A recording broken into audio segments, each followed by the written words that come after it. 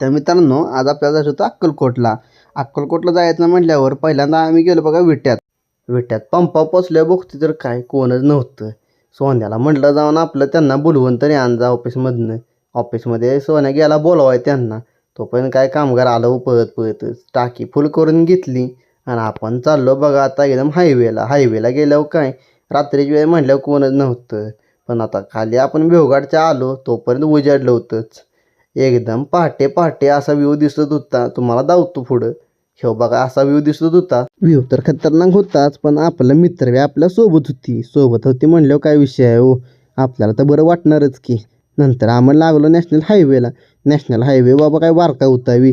National हायवेने एकदम तराड गेलो. तोपर्यंत आम्हाला पुढं लागला टोलपाशी गेला म्हटलं नक्की चेकिंग असणारच म्हणून म्हटलं मोन्याला तुझा पुढं. हा असा बघा टोल होता. तोवर सोन्या म्हणते मला बी दाव की व्हिडिओत.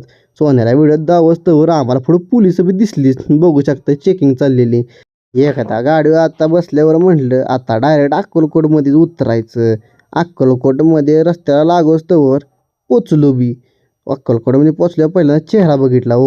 त्या आरशात बघत होती आणि भांग पाडत होती. म्हटलं जाऊ दे आपण तर आज जावं आणि दर्शन घ्यावं बघा.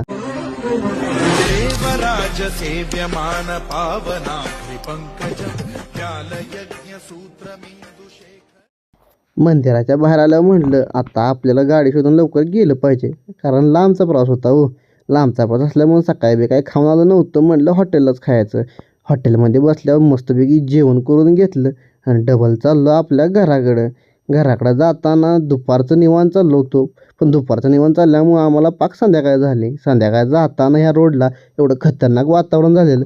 वर सूर्याकडनं डोंगर दिसत होती. वातावरण खतरनाक होतं पण तोपर्यंत रात उजाडली होती. फोन यायला चालू झालं की केक कापायचा आहे लवकर ये म्हणून. चौकात गेल्या केक कापून घेतला. आता भेटू नेक्स्ट व्लॉगमध्ये.